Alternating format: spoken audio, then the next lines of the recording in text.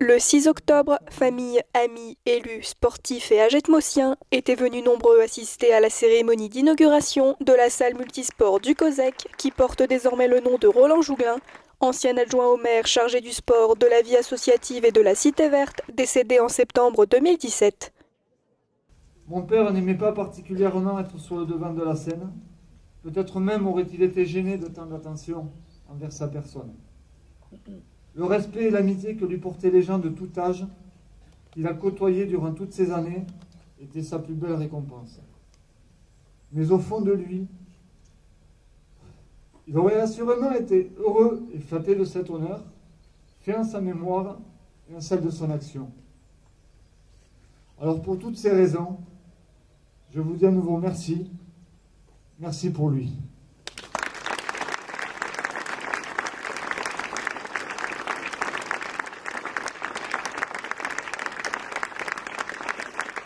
Son décès brutal, c'est vrai que nous a laissé un peu orphelins, hein. Surtout moi, bon, c'était mon ami, comme je dis souvent, c'était plus qu'un ami, c'était mon frère. Et donc partir comme ça en l'espace d'un mois, ça a été une grosse perte pour nous, pour la collectivité, au travers de tout ce qu'il donnait. Donc partant de là, la moindre chose, c'était bon, honorer sa mémoire et pour ça faire, bon, qu'il reste une trace de lui sur Agenmo. C'était mon vœu le plus cher. Bon, il s'est concrétisé et j'en suis ravi. Pour l'occasion, une exposition photo avait été installée dans la salle afin que tous se remémorent les nombreux accomplissements et engagements de Roland Jouglin. Je n'ai jamais trouvé quelqu'un qui s'investisse autant au niveau bénévole, parce qu'avant d'être adjoint à Agenmo, je peux vous dire qu'à Montmeuil, je l'ai relevé dans mon discours également, et il était investi, il était président de la société de basket, pourtant à Montmeuil, c'était une petite société. Il était président du comité des fêtes à Montmeuil. Bon, donc il a donné sans rien en retour, sinon que s'investir pour le bien commun. Il a été adjoint au maire aussi à Montmeuil. Donc c'est quelqu'un, depuis sa tendre jeunesse, je ne sais pas moi, depuis 20 ans jusqu'à maintenant, à son décès à 75 ans, bon, il était tout le temps disponible, de bonne humeur, malgré son caractère parfois, mais bon, c'est un homme de caractère également aussi, hein. C'est sûr que pour moi, nul n'est irremplaçable, mais je dis souvent, il y en a qui sont plus facilement remplaçables que d'autres. Et lui, pour moi, il fait presque partie de ceux qui sont irremplaçables. Une matinée pleine d'émotions pour toutes les personnes venues lui rendre hommage, signe que Roland était et reste encore très apprécié et toujours dans le cœur de ceux qui l'ont côtoyé. Les gens, ils ont répondu parce qu'ils connaissaient son engagement, notamment pour le sport et pour le milieu associatif. Donc, ils ont voulu honorer aussi de leur présence cette cérémonie. Bon, ça me touche et je pense que ça touche aussi la famille et vraiment ça me fait plaisir.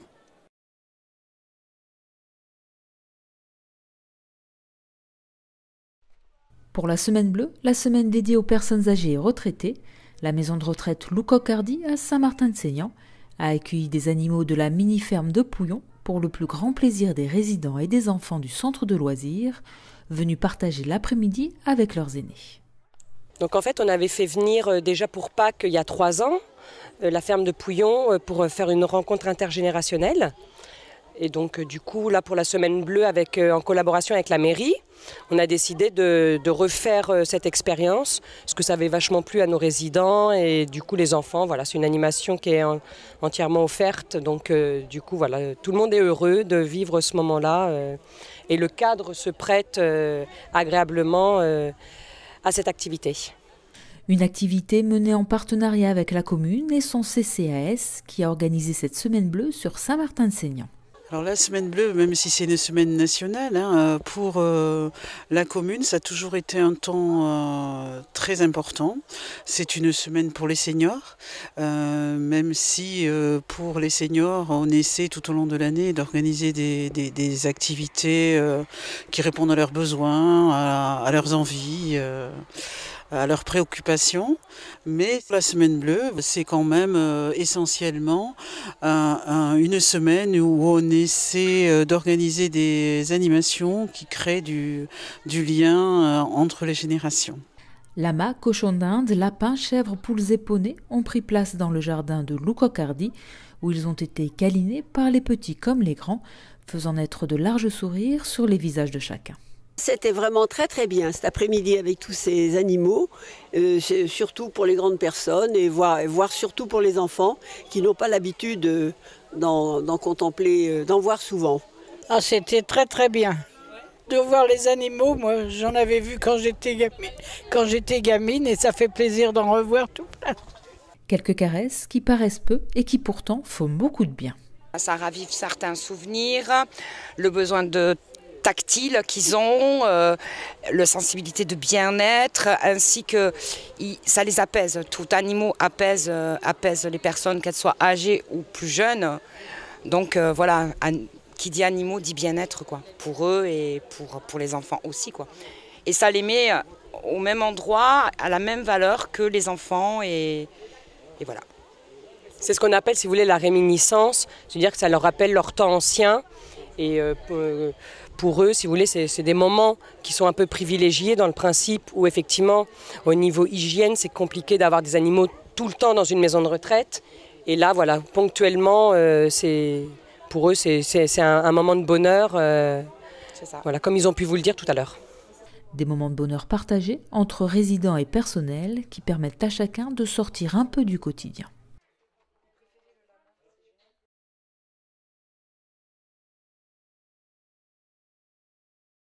Lors du 5e tour de la Coupe de France, le SCSFC, toujours en lice, recevait l'Aviron bayonnais pour une rencontre choc entre Régional 3 et National 3. Si les locaux savaient que le match ne serait pas une partie de plaisir, ceux-ci ne tenaient pas à jouer les victimes et dès les premières minutes de jeu, les Rouges tiennent tête aux Bayonnais.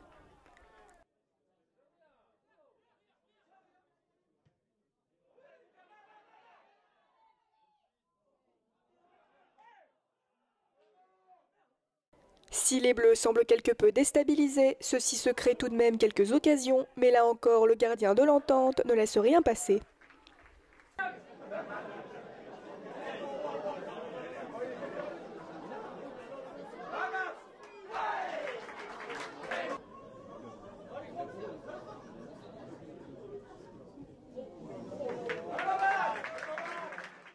Et contre toute attente, ce sont finalement les locaux qui ouvrent le score à la 41e minute de match avec un tir du numéro 8, David Martins.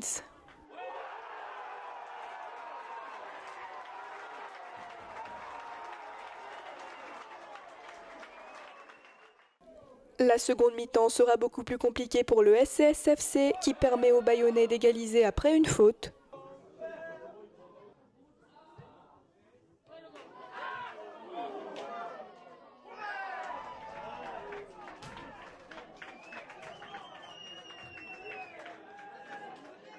Dès lors, les Bleus imposent leur rythme et leur technique et mettent leurs adversaires en difficulté physiquement.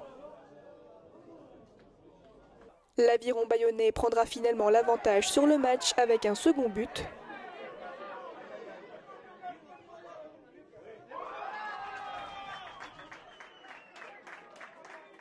Bien que les locaux tentent de résister, la différence de niveau entre les deux équipes se fait sentir et les Bayonnais inscriront un troisième et dernier but à quelques minutes de la fin du match.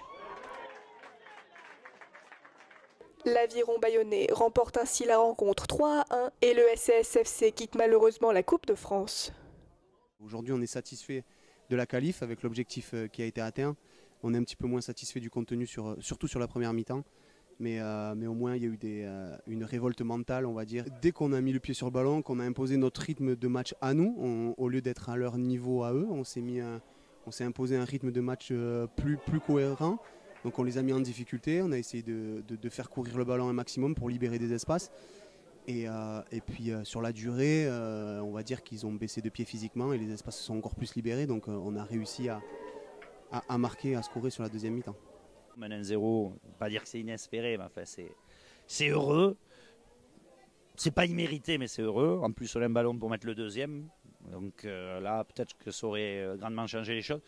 Après, c'est un petit peu de regret sur ce premier but qu'on prend. Je pense qu'il est largement évitable. La faute est évitable, le rebond est évitable. Bon, voilà. Je pense que si on gagne encore 10 minutes, un quart d'heure à les faire douter, ça peut être plus compliqué. Maintenant, après, physiquement, bon, on a vu que ça devenait compliqué. Et puis, nous, on a l'habitude d'avoir les changements quand on veut. Et forcément, on a l'habitude de jouer avec ça. Et quand ça pioche, on sait qu'on peut faire sortir les gars.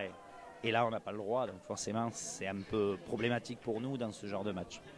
Place au championnat, on a un match super important ce week-end prochain à domicile pour essayer vraiment d'être dans le haut du classement. Et c'est une équipe qui a que 2 points, nous on en a 6 et on mettrait déjà un bon matelas aussi par rapport à eux. Donc voilà, mais c'est la bonne répétition comme je leur avais dit la semaine dernière que la priorité c'était vraiment le match de championnat parce que c'était la meilleure préparation pour la coupe quoi qu'il arrive. Voilà.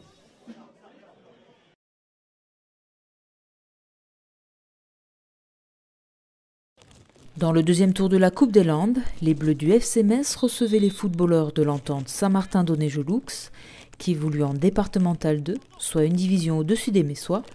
En première mi-temps, les Blancs se créent plus d'occasions que leurs adversaires et inscrivent 3 buts.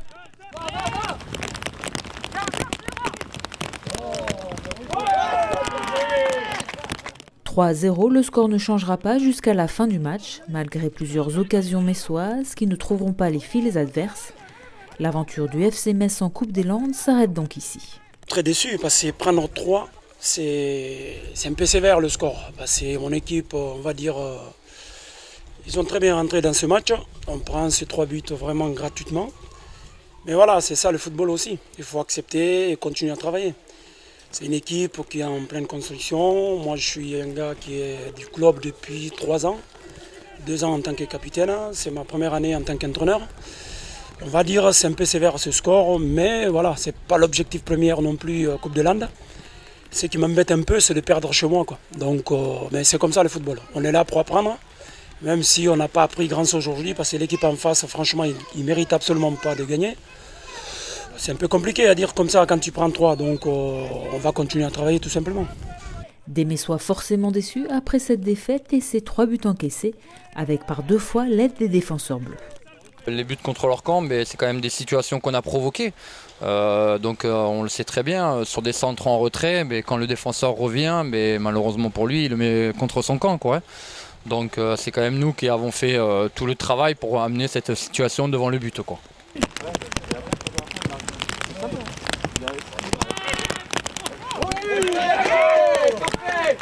Satisfait de la victoire, on avait à cœur de passer ce tour de Coupe des Landes. Parce que pour nous c'est un objectif au niveau du club, d'aller le plus loin possible en Coupe des Landes et de faire une très belle saison en championnat. Donc on savait très bien qu'en venant ici ça serait compliqué. Les joueurs ont été sérieux, n'ont pas pris le match à la légère, ce qui a permis de l'emporter 3-0 aujourd'hui. Pour le FC Metz, reste le championnat de départemental 3 dans lequel le club a beaucoup d'ambition. Ce que je retiens, c'est des garçons quand même que je leur ai fait confiance cette semaine parce que ce n'est pas des garçons qui ont l'habitude de jouer en tant que titulaire.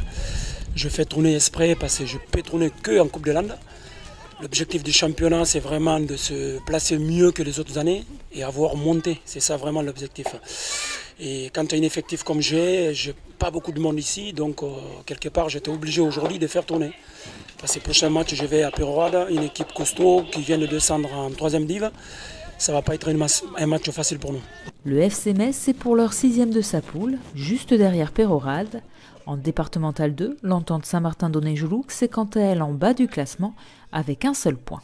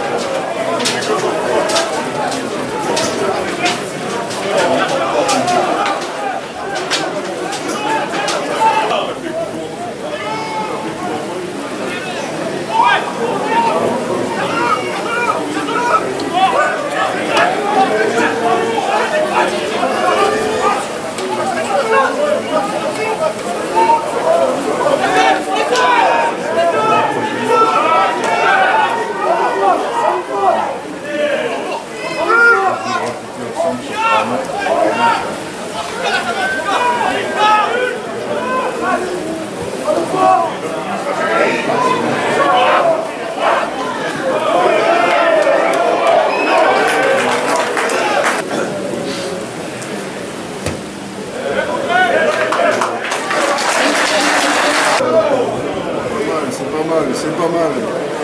Condition de ne pas se faire prendre. Oh.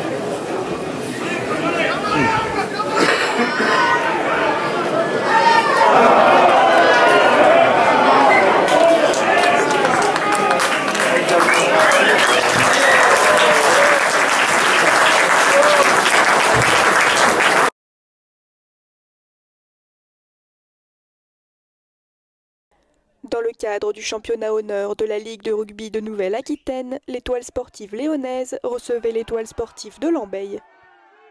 La pluie battante et le terrain glissant n'avaient pas aidé les deux équipes à mettre leur jeu en place en première période.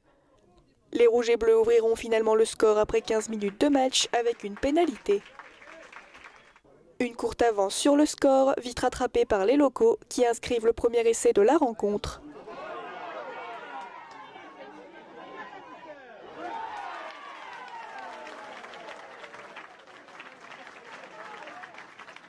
Mais bien loin d'avoir dit leur dernier mot, les Lambégeois reprennent le match en main à la 30e minute avec un essai transformé.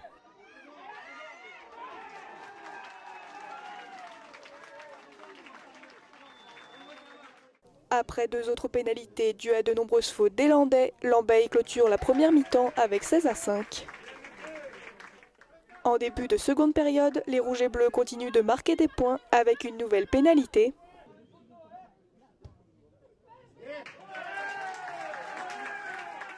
Comme lors de la première mi-temps, les conditions de jeu sont compliquées et les deux équipes peinent à instaurer leur jeu.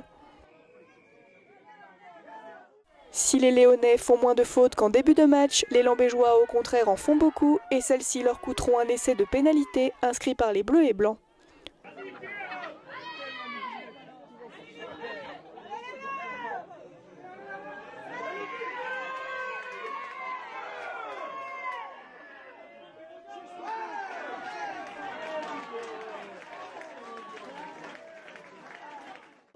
Avec une nouvelle pénalité en fin de match, les locaux comblent l'écart de points. Mais pas assez cependant pour remporter la rencontre, qui s'achève avec 19-15 pour Lambeille. Une grosse peur, parce que c'est des matchs qui sont quand même homogènes, parce que la poule, avec le remaniement de la Ligue, voilà, il y a des matchs qui sont beaucoup plus serrés, donc c'est toujours des matchs un peu à suspense, et ça a été encore le cas où on l'a échappé belle. C'est pas le style qu'on a l'habitude de pratiquer, mais parfois on a eu un excès de jeu et ça nous a coûté des points. Donc voilà, aujourd'hui le temps s'y prêtait, c'était les premières pluies, on a été obligé de s'adapter, on est resté dans ce style-là. Ça a été de notre côté, ça ne le sera peut-être pas tous les dimanches, donc à nous de faire en sorte d'avoir un peu plus la tête sur les épaules et de faire preuve un peu plus de maturité avec un groupe qui est très jeune, quoi. C'est un non-match pour nous, ce temps ne nous convenait pas du tout, on le savait à la base. On pensait pouvoir s'adapter et produire quand même du jeu. Mais là, les conditions étaient vraiment impraticables et on n'a pas pu mettre notre jeu en place. Je pense que ça a frustré nos joueurs et du coup on est tombé dans un rythme qui ne nous plaisait pas. Et on n'a pas pu déstabiliser cette équipe de Lambeille qui a bien joué le jeu avec un très très bon numéro 10. Et nous on a couru derrière le score et on n'a jamais pouvoir les rattraper. Dommage pour nous. On a un état d'esprit jeune et voilà, nous ce qui nous importe c'est vraiment se faire plaisir sur le terrain. Aujourd'hui on n'a pas pu, mais voilà, c'est partie remise. Dimanche prochain à Saint-Sevé, on repartira sur nos bases de jeu et pourquoi pas faire un coup à Saint-Sevé. Voilà.